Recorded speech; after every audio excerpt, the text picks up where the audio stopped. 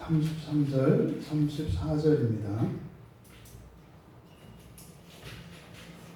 같이 한 목소리로 함께 읽겠습니다. 신약성경 250쪽입니다. 로마서 8장 33절, 34절 같이 읽겠습니다. 누가 능히 하나님께서 택하신 자들을 고발하리요 의롭다 하신 이는 하나님이시니 누가 정죄하리요 죽으실 뿐 아니라 다시 살아나신 이는 그리스도 예수시니 그는 하나님 우편에 계신 자요 우리를 위하여 간구하시는 자시니라. 아멘. 아멘. 예, 재판받지 않는 사람들이라고 설교 제목을 정했습니다. 통쾌한 이야기입니다. 33절에서 바울 사도께서 누가 고발하리요?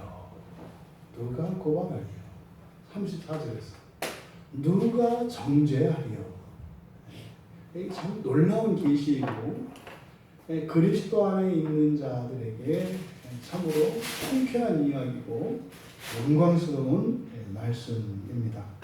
부디 이 말씀의 은혜가 단지 지식으로만 여러분들에게 전달되는 것이 아니라 현재 여러분의 존재 그리고 마침내 그 종말에 주님이 오시는 그날의 그 성취에 다 함께 참여할 수 있게 되시기를 주님의 이름으로 축복합니다. 아멘.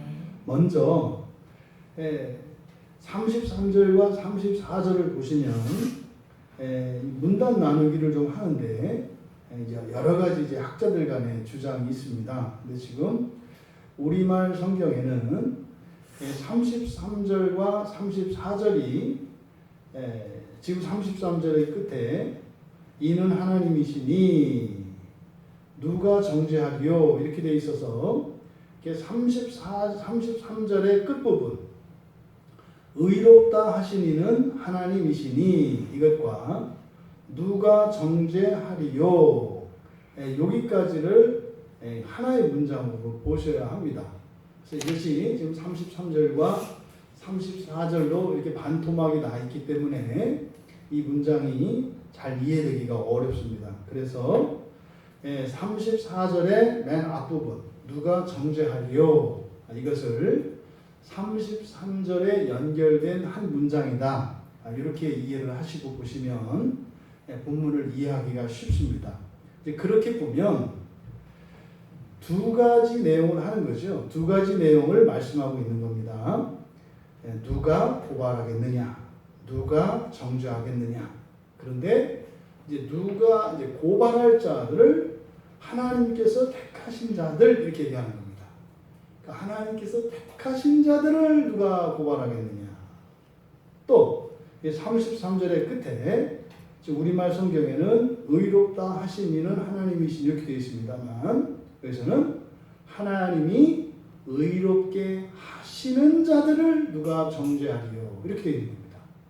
그러니까 하나님께서 택하신 자들을 누가 고발하겠느냐, 하나님께서 의롭게 하시는 자를 누가 정죄하겠느냐 이렇게 되어 있다는 겁니다. 그러면 이것을 둘로 나누어서 우리가 살펴볼 수 있는데 먼저 누가 고발하리요. 이것은 지금 하나님의 선택과 관련되어 있기 때문에 아주 중요한 신학적 논쟁이 여기서 나옵니다. 이게 이제 선택설이라는 게 있어요. 하나님께서 이 구원할 자들을 선택하시는데 사람이 타락하기 전에 선택을 했느냐, 타락하고 나서 선택을 했느냐 이런 게 이제 학자들이 하는 얘기예요. 그래서 과연 아담이 선악과를 따먹기 전에 선택을 했느냐 아니면 따먹고 난 뒤에 선택을 했느냐. 근데 이게 단순한 문제가 아니에요. 그 앞에서 선택을 했느냐 뒤에서 선택했느냐에 따라서 여러 가지 질문들이 쏟아집니다. 그러니까 왜 이렇게 복잡해요? 질문들 때문에 그래요. 그대로 받아들이면 그런가 보다 이렇게 하면 되는데 그렇다면 이렇게 이제 질문이 막 던지는 거예요. 여러분 성경은 논리적으로 때로는 이성적으로 우리가 이해될 수 있는 부분이 있고 또 어떤 부분은 논리적으로 맞지 않고 또 도저히 사람의 이성으로는 다다룰 수 없는 그런 지혜들이 있어요. 그래서 일목요연하게 설명을 할 수 있을 때가 있는가 하면 앞뒤가 안 맞는 것 같은 이야기도 있다 이 말이에요. 대표적인 게 뭐예요? 아니 예수님이 하나님의 독생자라면서요. 그럼 왜 죽여요? 하나님 사랑이라면서요. 근데 또 독생자를 죽여요? 그게 무슨 사랑이에요? 그러니까 이런 질문이 끝없이 나올 수 있어요. 끝없이. 그래서 이거를 보통 신학적으로는 뭐 전택설, 후택설 이런 얘기를 하는데 별로 여러분들한테 중요하지 않다. 중요한 것은 어쨌든 하나님의 이 선택이라고 하는 이 말은 구원과 관계된 말이에요. 구원과 관계된 말. 근데 왜 이 선택이라는 말이 중요하냐면 성경 안에 이렇게 구원하기로 선택한 사람들이 있고 또 이 선택 안에 들지 못하는 유기되는 자가 있어요. 버려지는 자들이 있다고요. 이게 문제입니다. 그래서 선택이라는 말은 유기라는 말과 상대되는 말이에요. 그러면 이거를 이제 저쪽 뭐 감리교나 뭐 성결교나 뭐 이런 쪽에서는 이제 이 예정론을 어떻게 오해를 하냐면 그러면은 하나님이 어떤 사람은 날 때부터 구원하기로 선택했고 어떤 사람은 날 때부터 버리기로 선택했다는 얘기냐? 그런 얘기가 아니에요. 그런 얘기가 아닙니다. 이런 오해가 이제 여기서 나오는 거죠. 하지만 분명한 사실은 버림받는 일이 있다는 거예요. 잊으시면 안 돼요. 근데 이 버림받는 일은 여러분들이 선택하는 거예요. 여러분들이. 하나님이 버리시는 것이 아니에요.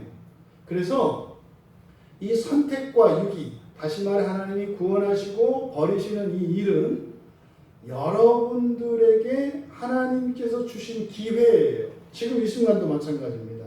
여러분들이 하나님의 말씀을 받아들이든 받아들이지 않든 여러분 자유예요. 이게 선택과 유기라고요. 그러니까 하나님이 구원하신다, 구원하시고 선택했다 이 말은 여러분들이 지금 이 시간 그 구원의 진리의 말씀을 받아들이면 여러분이 선택을 하면 그 선택 안에 있는 것이고 또 여러분의 그 선택은 하나님의 선택 안에 있는 거예요. 여러분들이 문제는 여러분들이 받아들이지 않았을 때 그러면 또 이것도 하나님이 나를 버리셨기 때문에 내가 받아들이지 않는다 이렇게 이해하면 안 된다는 말이에요. 여러분의 자유의지하에 하나님의 주권이 있다는 거예요. 그래서 어떤 사람도 날 때부터 구원을 위해서 구원 또는 유기에 대해서 운명론적으로 이렇게 숙명론적으로 태어난 사람은 없어요. 그러니까 모태신앙은 날 때부터 선택된 사람이고 또 뭐 저같이 뭐 이렇게 불교와 유교에 완전히 그 골수 뿌리 박힌 이런 집안에서 태어난 사람은 저는 버리기로 작정했는데 또 누가 주워다 키운 거냐? 이거 아니다 이 말이에요. 그거 상관없어요. 제발로 하세요, 제발. 그게 이제 하나님의 은혜죠. 그래서 이 선택과 관련돼서는 바로 유기가 있다는 거 이걸 염두에 두셔야 돼요, 여러분. 이게 지금 우리가 주일에 계속 구원에 대해 살펴보고 있습니다만 구원을 이루어가는 것이다 할 때 여러분들이 구원을 이루어가는 일을 중단을 하면 스스로 여러분이 뭘 선택하는 거예요? 유기되는 자로 선택하는 거예요. 왜 그럴까? 이렇게 고민하지 마세요. 그냥 구원을 이루면서 살아가시라는 얘기예요. 그러면 여기서 그러니까 하나님이 택하신 자들 이건 누구예요? 반드시 구원하실 자를 가리키는 말이에요. 반드시 구원하실 자. 이 사람들을 택하신 자들이라고 이야기를 하는 겁니다. 그러면 성경에서 택하신 자들은 이제 구약 성경에서 바로 이스라엘 백성들이고 신약 성경에서는 그리스도인들입니다. 그런데 이 택하신 것, 하나님이 택하신 것 이것은 언약으로 나타납니다. 그래서 구약의 이스라엘 자손들을 옛 언약의 자손들 이렇게 이야기를 합니다. 신명기 4장 37절에 그 조상의 후손들인 너희를 택하시고 큰 권능으로 친히 인도하여 애굽에서 나오게 하셨다. 이렇게 말씀을 해요. 이건 이제 모세가 광야에서의 삶을 다 마치고 약속의 땅인 그 가나안을 건너기 전에 이제 유언적인 마지막 설교를 하는 장면에서 등장하는 이야기입니다. 이 선택에 대한 이야기가 여기서 이제 신명기 4장 37절에서 등장을 해요. 그러니까 믿음의 조상으로 불리는 아브라함으로부터 그리고 그 이후에 이제 그 언약의 계보를 이어가는 족장들을 통해서 마침내 야곱의 12아들로 대표되어지는 이스라엘 자손들, 그들을 선택한 사람들이라고, 선택하신 사람들이라고 이야기를 한다고요. 그런데 이제 신약 성경의 이제 서신서들에서 그리고 뭐 예수님의 가르침 가운데서도 이 할례 문제가 계속 거론이 돼요. 바로 이것은 선택받은 사람들, 하나님이 택하신 것과 이 할례가 관계되어 있기 때문입니다. 그래서 이스라엘 자손들이 하나님의 선택을 받았다고 하는 증거, 그게 바로 뭐예요? 할례예요, 할례. 그게 이제 창세기 17장 10절에 아브라함과 맺으신 언약입니다. 그러니까 하나님께서 세상의 모든 민족들 가운데에서 특별히 선택하셨다는 그 표시가 할례예요.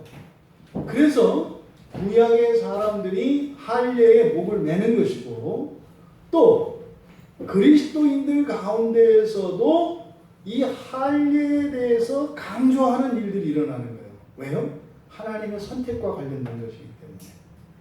그래서 이 할례를 절대시하는 일이 이 초대교회 때에 있었다고요. 그래서 끊임없이 교회 안에 들어와서 이렇게 참된 구원의 진리를 흐리게 하는 여러 가지 사상들이 있었는데 그 가운데 꼭 하나 빠지지 않는 게 이 할례 문제였습니다.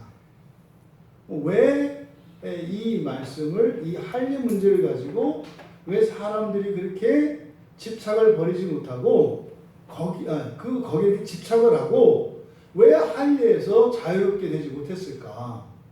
그것은 그들이 예레미야 31장에서 나오는 새 언약에 대한 말씀을 몰랐기 때문입니다.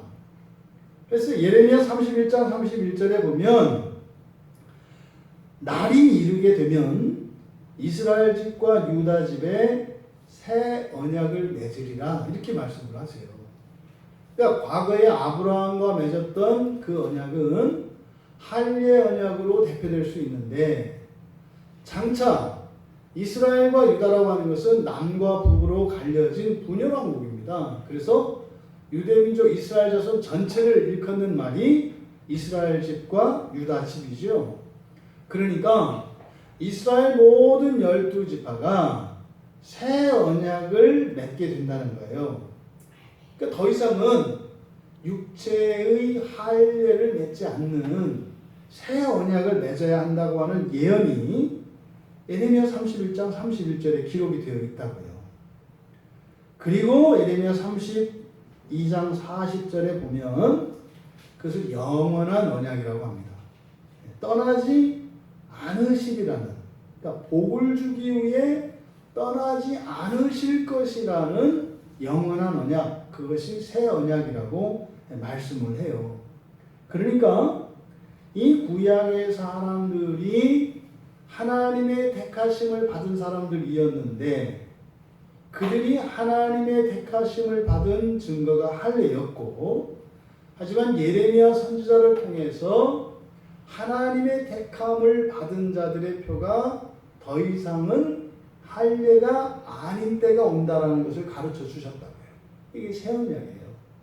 그렇다면 이제 하나님이 택하신 자들, 이제 그리스도인들입니다. 그러니까 이들은요 새 언약의 자손들인 겁니다. 새 언약의 자손들. 그래서 마가복음 16장 16절에서 믿고 세례를 받으면 구원을 얻을 것이고 믿지 않으면 정죄를 받을 것이다. 이 언약의 갱신을 말하는 겁니다. 예, 할례가 아니라 이제는 뭘 받아요? 세례를 받는다고요. 세례. 이게 침례죠. 정확히 이야기하면. 그러니까 이제는 할례가 세례로 바뀌어요. 이것이 새 언약의 핵심입니다. 그러면 이 새 언약에 참여하는 자들, 다시 말해서 할례를 받았던 자들이라도 세례를 다시 받아야 돼요? 받지 말아야 돼요? 받아야 되는 거예요. 왜? 새 언약에 참여해야 하니까. 새 언약에 참여해야 하니까. 그렇다면 세례를 받은 사람들은 할례를 할 필요가 있어요? 없어요? 없죠. 아니, 여러분 웃긴 얘기잖아요. 아니, 집을 계약을 해서 문서를 썼어요. 예? 그래서 자기가 주인이 됐거든요? 근데 그걸 찢어버리고 옛날 전세계약서를 들고 다니는 사람이 뭐 있어요? 전세로 살던 집에 옛날 전세계약서를 썼단 말이에요. 그래서 그 집에 세를 들어서 살았어요. 열심히 저축을 하고 돈을 모아서 드디어 이제 전세금 안 올려줘도 되는 내 집이 된 거예요. 이렇게 집을 샀습니다. 그래서 매매계약을 다시 썼어요. 그래서 이제는 등기 관리증까지 나오고 다 자기 집이 됐어요? 그랬는데 갑자기 등기 관리증하고 계약서 다 찢어버리고 옛날 전세 등기서를 들고 이거 있어야 한다고 이렇게 이야기하는 이런 말도 안 되는 일이 일어나겠냐고요. 근데 이런 일들이 계속 초대교회 당시에 일어났어요. 근데 이게 오늘날도 동일하게 일어납니다. 뭐예요? 아니, 세례를 받고 나서 내가 구원을 받았나 안 받았나 이 할례의 표를 막 찾아다니는 거예요.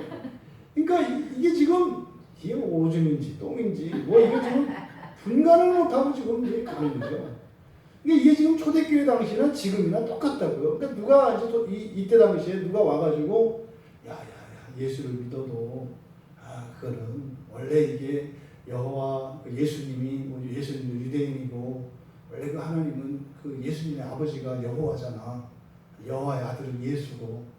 그러니까 암만 구약의 율법이 폐해졌다고 하지만 딴 건 몰라도 할례는 받아야 돼. 뭐 이제 이렇게 얘기를 하면 그 얘기를 듣고 이제 그런 거 아니야. 이제 돌아가면서는 그런가. 그래도 이제 할례하는 이런 일들이 이제 계속 일어났던 거죠.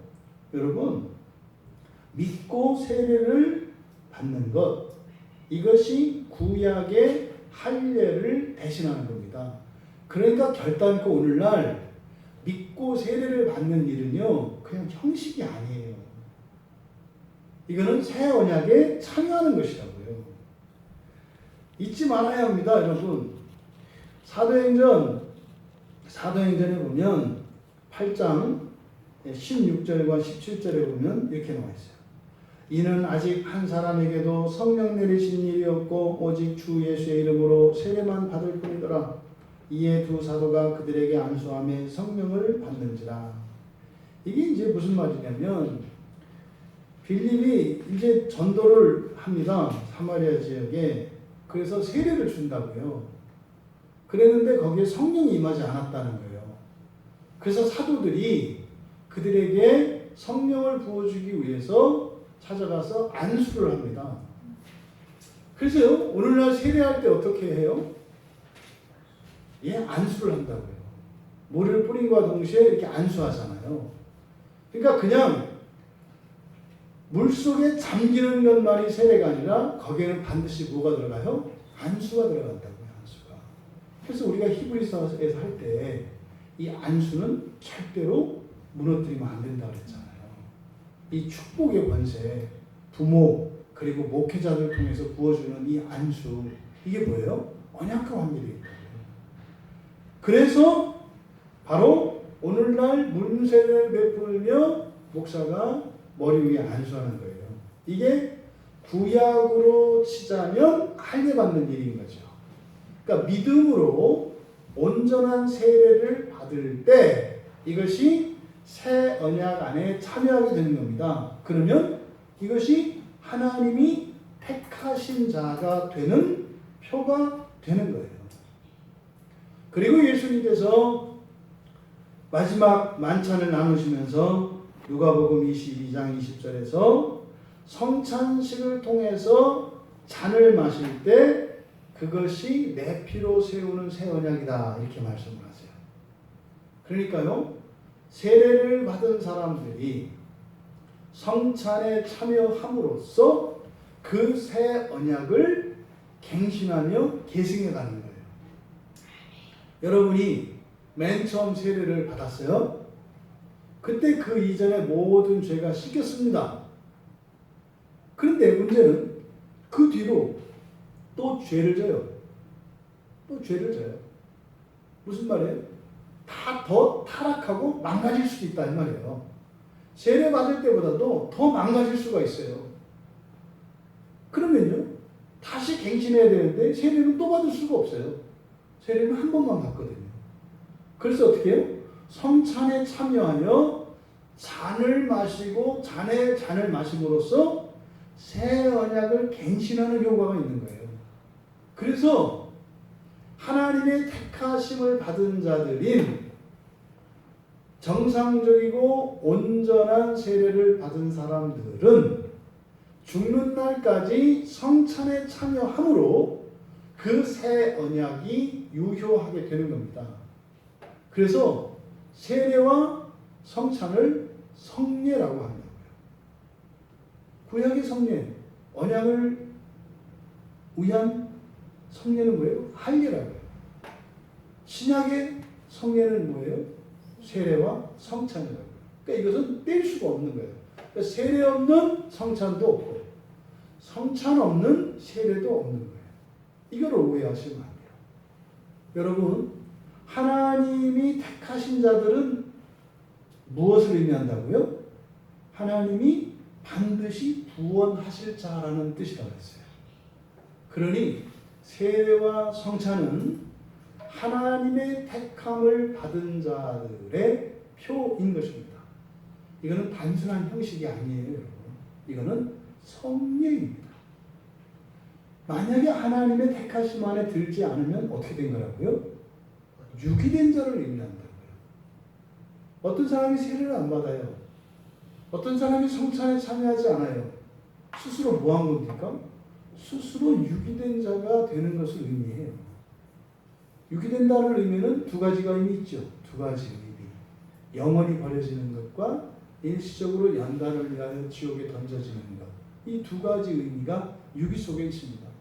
그런데 그동안 우리들은 유기 그러면 영원히 버리는 것만을 유기라고 이해했고, 또 지옥에 들어가는 것은 영원히 버림받는 구원받지 않은 자들만 들어간다고 가르쳤기 때문에 이게 이제 혼선이 일어나는 거예요. 그러니까 도대체 설명할 수 없는 일들이 교회 안에 계속 일어나는 거죠. 왜요? 잘못된 교리 때문에 그래요. 성경의 가르침과는 다른 교리를 만들어 놓고 거기에 성경을 그냥 우격다짐으로 끼워 맞추려고 하니 이게 막 충돌이 일어난다 이 말이죠. 이 부분만 해결이 돼도 그냥 뭐 말끔하거든요. 뭐 이렇게 복잡할 게 없어요. 간단해요. 뭐요? 예수 믿는 사람도 지옥 갈 수 있다. 간단한 거예요. 아니 성경 곳곳에서 얘기하는 거예요. 그러니까요. 그 얘기를 부정하려고 하니까 어떻게 돼요? 들어가서 연단받고 나올 신자들도 영원히 버림받은 자식으로 만들어버려요.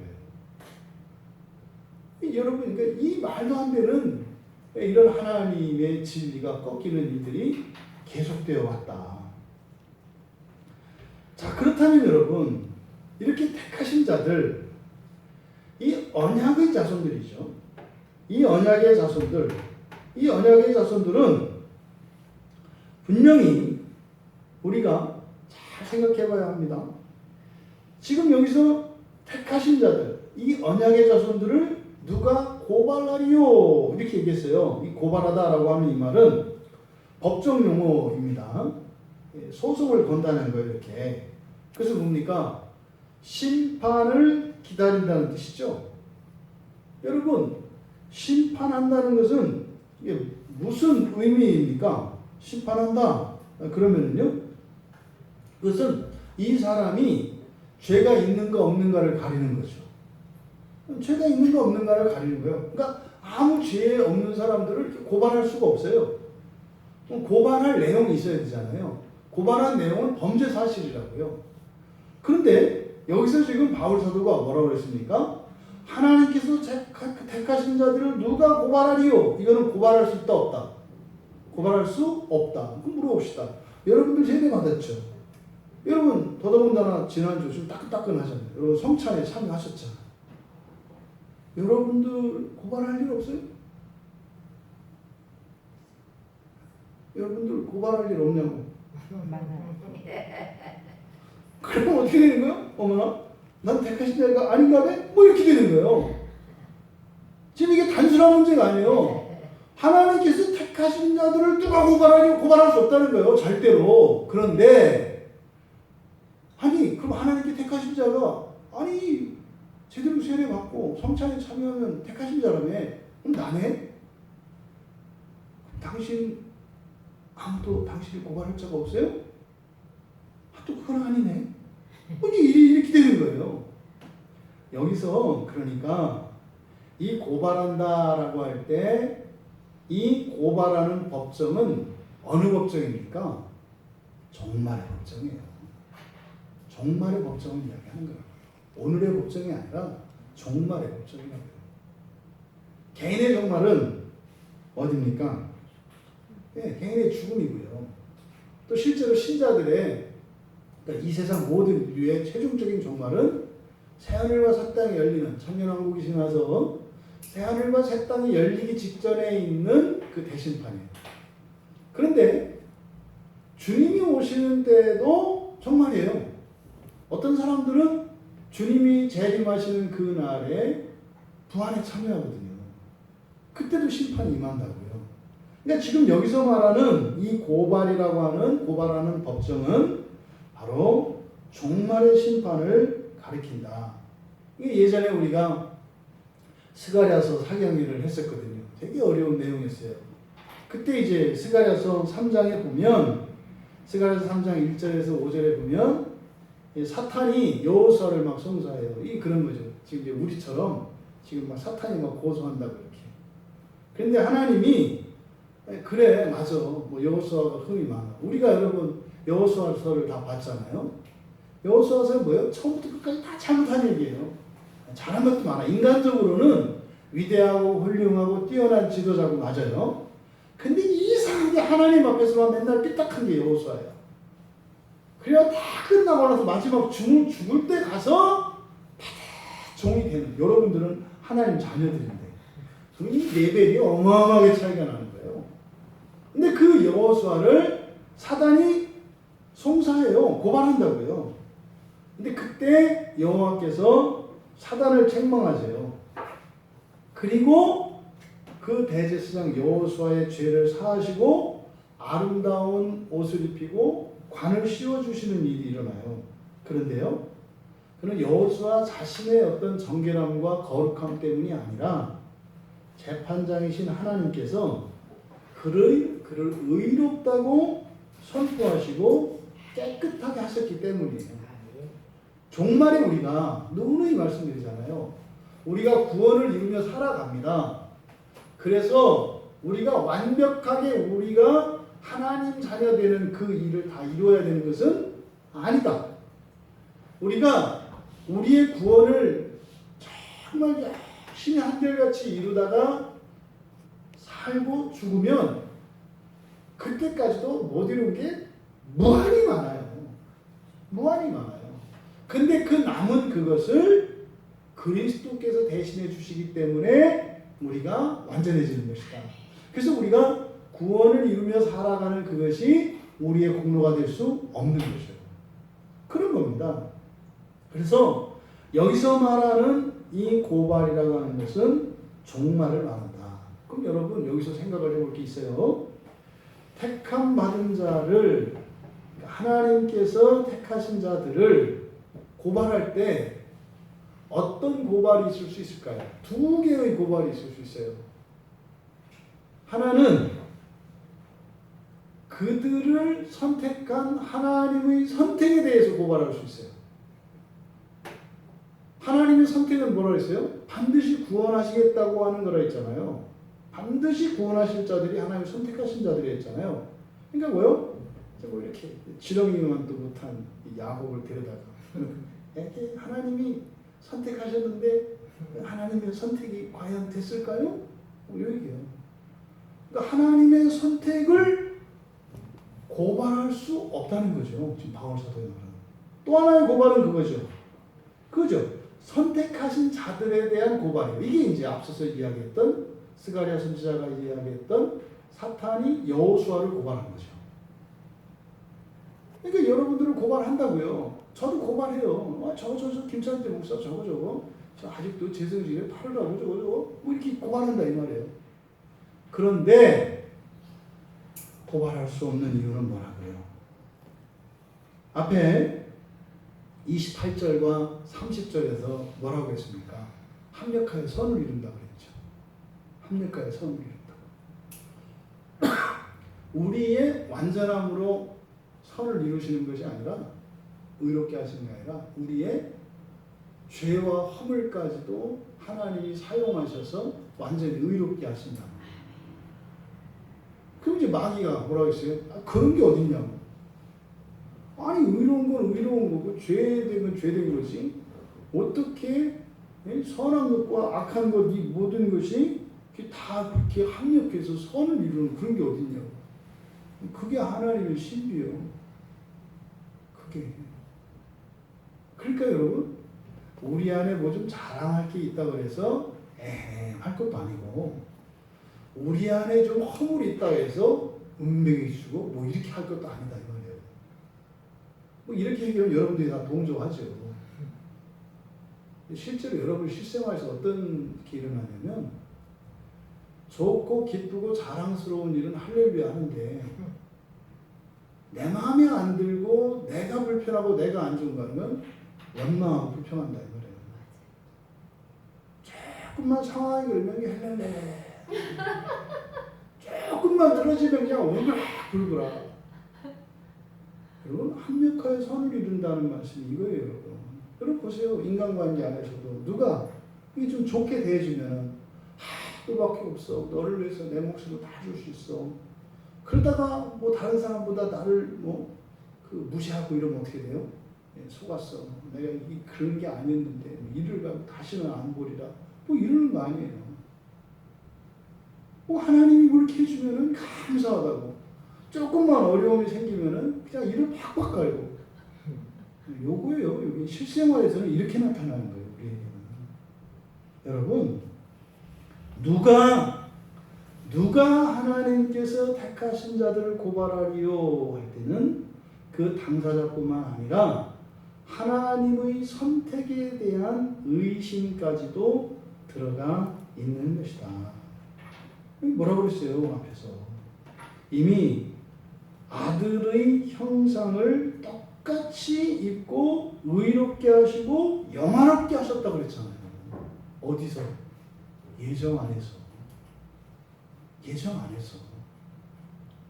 이 놀라운 신비를 여러분들이 잊지 마셔야 합니다. 근데요, 종말 이전의 현재의 우리 신자들은 어떤 상태예요? 고발할 수 없어요. 고발할 수 있을 것 같아요. 고발할 수 있을 것 같아요. 뭐 있을 것 같아요가 아니라 뭐 고발 안 할 수가 없을 것 같아요. 이게 우리의 상태예요. 그래서 마태복음 24장 24절에 보면 거짓 그리스도들과 거짓 선지자들이 일어나서 하나님이 선택하신 자들도 미혹할 거라고 얘기를 한다고요. 그러니까요, 나 자신도 미혹돼요. 하나님의 그러니까 세례를 받고 온전한 세례를 받고 성찬에 참여하며 구원을 이루며 살아가는 사람도 미혹이 돼요. 딱 일어난 일이 뭐예요? 기쁨과 평화가 사라져요. 그냥 삶 속에 아득해진다고요. 절망이 금세 들어와요. 그러면요, 억울하고 분하고 답답한 일이 확 깔려버리는 거예요. 그러면 금세 하늘로부터 누렸던 그 평화는 사라지고요. 그 기쁨과 감격과 감사와 찬양이 쑥 들어가요. 그리고 어때요? 온갖 악한 생각들만 이제 부글부글 끓어오르는 거죠. 여러분만 손해요. 피부상에 주름 생겨, 얼굴 그톤 어두워져, 피해가 커요. 그러면 여러분 잊지 마세요. 미혹이 있습니다. 미혹은 완전히 그걸 취소하는 게 아니에요. 어떻게 해요? 마치 구원이 취소된 것처럼. 구원이 취소된다는 것은 종말에 대한 구원을 얘기하는 게 아니라 여러분들은 현재로 적용하셔야 돼요. 여러분 현재의 구원이 취소될 것 같은 것은 뭐라고요? 기쁨과 평화와 소망과 사랑이 사라지는 거예요, 여러분. 사람들과 척지고 싶어 하고 홀로 있기를 원하고 믿고 신뢰하고 존중하기보다는 의심하고 자기만 생각하게 하고 이게 구원을 잃어버릴 것 같이 미혹되는 거예요. 지옥 던져지고 이런 건 여러분과 상관도 없는 얘기예요. 하루하루의 삶 속에서 이 천국과 지옥이라고 하는 것은 참된 사랑의 나라로 하루를 살아가느냐 미움과 원망의 나라로 살아가느냐 이게 여러분들 안에 구원과 유기입니다. 하루의 삶 속에. 그러니까 이 거짓 선지자들과 거짓 그리스도들이 끊임없이 미혹을 할 것이에요. 지금까지도 그랬고 앞으로도 계속 그럴 겁니다. 여러분 기억하십시오. 하나님께서 택하신 자들을 누가 고발하리요. 고발할 수 있다 없다? 없다. 여러분 하나님의 선택은 틀림없습니다. 하나님의 선택은 후회가 없으십니다. 우리를 보면 고발당하지 않을 수가 없을 것 같은데 하나님의 선택은 바울 사도께서 뭐라고 했어요? 누가 고발하리고. 그러니 우리는 내 경험, 내 생각을 믿고 살아야겠습니까? 하나님의 말씀을 따라 살아야겠습니까? 여러분이 오늘 하루를 기쁘고 감사하고 즐겁고 소망 가운데 평화를 누릴 수 없을 것 같거든. 아, 내가 미혹되고 있구나. 아, 내가 내 힘으로 나의 의로 구원을 이루려 하고 있구나. 이렇게 생각하시면 돼요. 여러분 고발당하지 않는 여러분들 되시기 바랍니다. 종말에는 어련히 알아서 고발 안 당합니다만 문제는 오늘이에요. 오늘 스스로가 그렇게 뭐 자기가 고발장을 넣어. 나는 고발당해 맞다만 죄인입니다. 그래가지고 막 자기가 넣어놓고 자기가 뭐 또 자기가 변호사 쓰고 이런 일들이 일어나는 거죠. 두 번째로 누가 정죄하리요.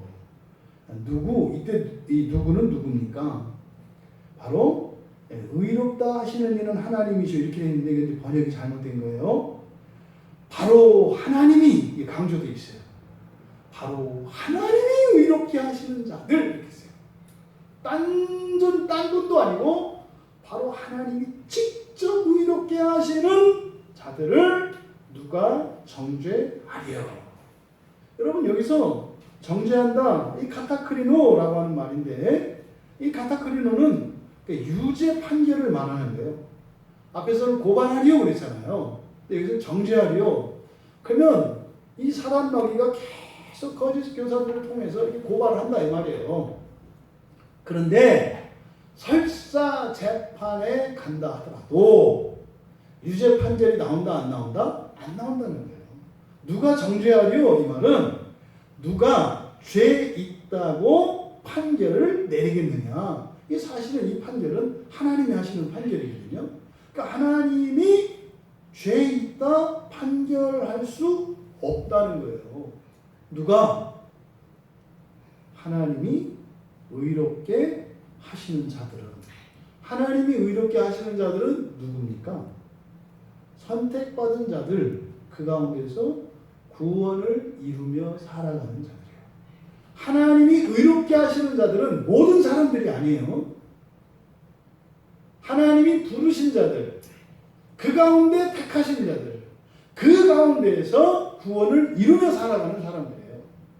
그럼요, 우리가 구원을 이루고자 하면 하나님이 의롭게 해주신다고요. 그들을 누가 정죄하리요? 하나님도 거기에서 흠을 찾을 수 없다는 거예요. 이게 여러분 그냥 이렇게 완전한 사람 이런 게 아니라겠죠. 완전한 사람 이런 게 아니에요, 여러분. 그래서 능가하는 우리는 상상도 할 수 없는 실제로 여러분 앞에 8장 3절에서 예수님이 죄 있는 육신의 모양으로 오셨잖아요. 그래서 3절에 뭐라고 그랬어요? 3절 끝에 육신의 죄를 정하사, 이때 정하사 이게 카타크리노거든요. 죄 있다 선언하셨다는 거예요. 그러니까 예수님이 사람의 몸으로 오셨을 때 예수님의 몸을 하나님이 뭐라고요? 죄 있다. 죄 있다는 건 뭐예요? 결함 있다. 하자 있다. 이렇게 판결을 내렸다는 거예요. 그러니까 예수님도 십자가에 못 박혀 죽으신 거예요. 그러니까 십자가에 못 박혀서 죽으신 사건을 종말론적으로 보면 뭐예요? 인간의 하자 있는 이 육체를 예수님이 십자가에서 죽여버리신 거예요. 왜요? 의로운 몸, 거룩한 몸, 완전한 몸을 입기 위해서. 그러니까 예수님이 무덤에서 살아나오셨을 때 이게 부활이 아니라고요. 죽었다 살아나는 게 부활이 아니라고요. 뭐예요? 더 이상 죽지 않는, 더 이상 상하지 않는 불멸의 몸을 입는 것이 부활이라고요. 그러니까 예수님의 육신은 정죄당했어요. 예수님 육신조차도. 그런데요, 마지막 종말에 가서 사람은 정죄받을 게 있다 없다? 없다는 거죠. 없다는 거죠. 그러니까 마찬가지로 사람의 존재가 완전하게 되는 것을 의미하는 겁니다. 그러니까 하나님께서 의롭게 하신다. 무슨 말이에요? 하나님께서 완전하게 하신다. 이 말이죠. 하나님께서 완전하게 하시는 자들은 종말에 가면 한 점 흠이 없다. 이렇게 말씀을 하는 거죠. 한 점 흠이 없다. 한 점 흠이 없다. 뭐로? 하나님의 자녀로. 하나님의 자녀로. 더 나아가서 그리스도의 신부로. 그래서 어떻게 돼요? 성부와 성자와 성령의 삼위의 연합 속에 연합할 수 있는 존재가 된다니까요. 그렇다 해서 우리가 하나님의 신성에 이르는 것은 아니에요. 근데 이게 더 놀라운 거예요, 사실은. 신성에 이르지 못했는데도 하나님의 삼위의 연합 속에 우리가 참여하게 되는 거예요. 이게 뭡니까? 누가 정죄하리요? 그러니 우리가 보통 지난번에 구원의 서정에서 살펴봤습니다만 칭의라고 하는 것은 그냥 의롭다 선포하는 것. 그러니까 그 존재 자체는 의롭지 않은데 의롭다고 무죄방면하는 것. 이게 이제 칭의의 개념인데 이건 잘못된 거죠. 그래서 이 칭의라고 하는 이 개념에는 선언적인 의미와 실질적으로 존재적으로 완전하게 하시는 의미도 포함되어 있는 것이다. 그것을 여기서 뭐라고 그랬어요?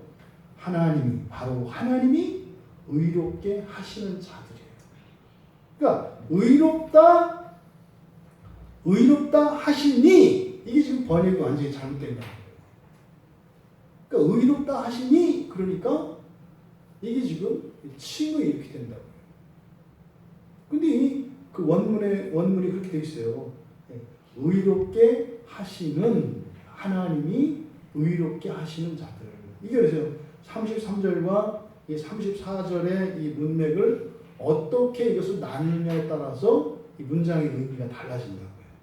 그래서 여기서 의롭다 하시는 이는 하나님이시니가 아니라 바로 누구다?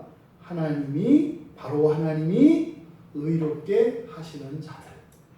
그들을 정죄할 수 없다. 이 말은 뭡니까? 완전한 상태가 된다. 그러니까 이거는요, 바로 부활에 참여한 신자를 의미하는 거예요. 이것을 아멘. 영화의 상태를 잃은 신자를 말하는 거예요. 아멘. 그것을 바로 정죄할 수 없다 이렇게 이야기를 한 거죠. 그러니까 의롭게 하시는 하나님의 은혜는 완전한 하나님 자녀 되게 하신다는 거죠. 여러분 여기서 만약에 정죄당한다면 마찬가지예요. 의롭게 하신 하나님도 정죄당하는 거예요. 아이고 하나님 죽어라고 한다고 하시는 것 같지만 결국에는 뭐 이렇게 손가락 하나가 짧으네 뭐 이렇게 가는 거죠. 그러니까 하나님도 정죄당하는 거예요. 결국 정죄당하는. 네? 또 마찬가지로 의로움을 입던 우리들도 정죄당하는 거죠. 너는 아닌가 보다. 뭐 이렇게 되는 거죠. 하지만 바로 하나님께서 의롭게 하시는 자들을 아무도 하나님조차도 하나님이 의롭게 하시고선도 깜짝 놀란다는 거예요. 야, 내가 너를 완전하게 하긴 했는데 너무 완전하다. 내가 한 게 믿겨지지가 않는다. 뭐 이렇게 된다는 거죠.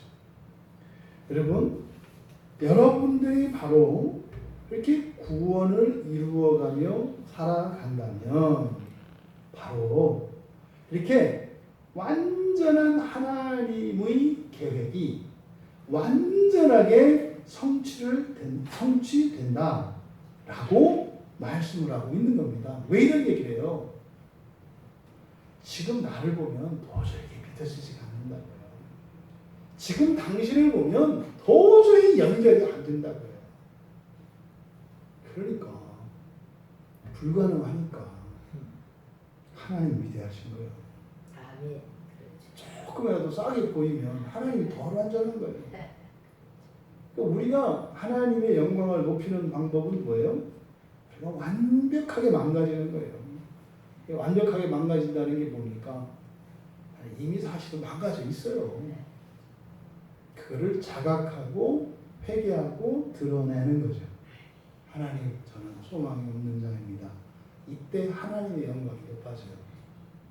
우리가 이렇게 잘못된 걸 이렇게 고소해야 하는 분이 아니라 그때 깜짝 놀라시면서 이렇게 자격지심에 죄책감에 시달리고 있는 불안해하는 우리들을 위로하시면서 절대로 회복될 수 없는 것 같은 일을 회복시키시면서 안도의 한숨을 내쉬며 스스로 자족하시는 하나님이시다 이 말이에요. 의롭게 하시는 하나님을 흠이 있다 할 수 없죠. 또 하나님이 바로 하나님이 그렇게 의롭게 하시는 여러분들은 조금도 흠이 없죠. 언제? 종말에. 근데 의롭게 되는 시점이 다르다. 우리는 언제 의롭게 돼야 한다? 첫째 부활. 첫째 부활. 예수 그리스도께서 재림하시는 그 첫째 부활에 우리는 정죄할 게 없는 완전히 의로운 자로 부활에 참여해야 한다. 이것을 기억하시기 바랍니다. 이어서 34절에 죽으실 뿐 아니라 다시 살아나시는 그리스도 예수시니 그는 하나님 우편에 계신 자요 우리를 위하여 간구하시는 자십니다. 바로 33절에서 34절의 맨 앞에 누가 정죄하리요까지 이것을 하나의 문장으로 보았을 때 이렇게 재판받지 않는 고발되죠. 고발당하시도 많고 설사 재판을 한다 하더라도 흠이 없는 존재 바로 누굽니까? 택함을 받고 하나님께서 의롭게 하시는 자들이라는 거예요. 왜 그러냐? 왜 그러냐? 그 이유가 그 근거가 뭐냐? 그게 그렇게 된다고 하는 확실한 보장 좋아. 말은 너무 좋잖아요. 야, 우리가 그 종말에 완벽하게 된다네. 고발할 자도 없고 정죄도 안 받는다네. 야, 좋다. 근데 속으로는요. 아니 어떡하지? 이런 의심이 우리한테 든단 말이에요. 그래서 뒤에 이어서 고발할 수도 정죄할 수도 없는 그 이유 그것이 누구다? 그리스도 예수다. 이렇게 말씀을 하는 거예요. 그래서 우리가 왜 고발당할 수 없는지, 그리고 정죄당할 수 없는지 증거가 있다는 거예요. 법정에서는 증거가 필요하다는 거예요. 증거. 그 증거가 누구다? 예수 그리스도다. 그러니 예수 그리스도께서 지상에 오셔서 공생애를 사셨던 것이 흔히들 사람이 생각하는 것처럼 단순히 이렇게 무슨 아주 감동을 주는 살신성인하신 그 비극의 주인공으로서의 예수, 사람의 죄를 지고 갈 그 어린 양으로서의 예수만 자꾸 생각을 하는데, 그것은 지상 공생의 사역의 한 부분인 거예요. 또 하나는 더 중요한 것은 뭐라는 거예요? 왜 우리가 고발당하지 않는지, 그러니까 고발당할 수 없는 존재가 되는지, 왜 결코 정죄당할 존재가 되지 않을 것이라고 하는 증인으로서, 증거로서 예수님이 이 땅에서 사셨다는 것을 이렇게 얘기를 하는 겁니다. 그러니까 그리스도 예수가 참으로 지금 하늘에 계시잖아요. 고발당하지 않고 정죄당하지 않는 그것은 바로 누구의 모습이다? 나의 모습이다. 나의 모습이다. 그래서 우리는 오직 예수 그리스도 한 분만 바라고 가는 것이죠. 그래서 여러분, 고발할 수 없다는 것, 이것은 심판의 때를 기준으로 해서, 이제 종말의 심판의 때를 기준으로 해서 그 이전의 과거의 모든 행위, 이것에 대해서 우리에게 한정흠이 없다는 거죠. 심판할 때를 기준으로 해서. 더더군다나 우리의 행위뿐만 아니라 우리의 완전성이에요. 존재의 완전성에도 고발할 내용이 없다는 거예요. 이게 고발할 수 없다는 이야기입니다. 또 정죄할 수 없다는 얘기는 뭐겠어요? 심판을 기준으로 했을 때 그 이전에도 아무런 흠을 찾아볼 수가 없고 그 이후로도 어떠한 흠도 생기지 않는다는 얘기예요. 이게 바로 그 증거가 누구시다? 예수 그리스도시다. 그래서 도대체 그 예수 그리스도가 현재 어떤 분이시길래, 또 어떤 삶을 사셨길래 우리가 그렇게 고발되지도 않고 정죄당하지도 않는 증거가 되는가? 그 이야기는 다음 주에 이어서 하도록 하겠습니다. 우리 말씀을 생각하며 잠시 기도합니다. 여러분이 현재 우리들의 모습, 나의 모습, 너의 모습, 우리의 모습 속에는 고발할 거리가 수두룩합니다. 그리고 고발당했을 때 정죄당할 일이 너무나 많습니다. 밤잠도 못 자요. 누가 고발할까? 또 고발당하면 하나도 무죄가 없어. 전부 다 유죄예요. 우리 유죄. 뜬늘을 함을 주세요도 그럴 수밖에 없는 우리예요. 그래서요, 이 하나님의 말씀이 우리에게 위로가 되는 거예요. 두 다리 뻗고 자고 헛소리도 하고 꿈도 꾸고 그렇게 살 수 있는 거예요. 여러분, 우리는 하나님의 말씀을 믿고 살아가는 사람들이에요. 나를 보고 세상을 보고 내 환경을 보고 살아가는 사람들이 아니라 하나님의 말씀을 믿고 살아가는 사람들이에요. 우리는요, 구원을 믿고 살아가는 거예요. 그러면 누가 여러분을 고발하리요? 누가 여러분을 정죄하리요? 그날이 속히 오기를 바랍니다. 하지만 그것은 막연한 기대가 아니라 오늘 실제의 삶 속에서 우리를 의롭게 하시는 그 하나님의 은혜를 기대하고 감사하고 하나님 앞에 회개하고 고백하고 은혜를 구하며 나가는 겁니다. 그리고요, 우리가 세례를 받고 성찬에 참여하는 이것이 우리에게 목숨보다 더 소중한 것임을 기억하는 것입니다. 하나님의 선택 안에서 의롭게 하시는 하나님의 은혜 안에 있다면 여러분은 고발당하지 않습니다. 정죄할 수도 없습니다. 하나님, 우리의 믿음을 지키며 살아가도록 우리 신앙의 이 언약의 신앙을 포기하지 않고 끝까지 지키며 살아갈 수 있도록 여러분 사단마귀는 이것에서 여러분을 떼놓으려고 하는 거예요. 왜 우리가 예배를 목숨같이 지켜야 해요? 하나님의 선택 안에 있기 위한 거예요. 하나님의 선택 안에 있기 위해서 이 세상 생명을 이 삶을 그만 살고 하직한다면 기꺼이 이것을 선택해야 합니다. 여러분 이렇게 참으로 하나님의 선택 아래 있고 하나님이 의롭게 하시는 그 은혜 아래 있게 하옵소서. 이 일이 우리 평생 우리들뿐만 아니라 우리 교회와 우리 가족들 온 세상의 모든 하나님의 택하신 백성들이 그 영광에 참여할 수 있도록 은혜를 달라 우리 같이 기도합니다. 하나님 감사.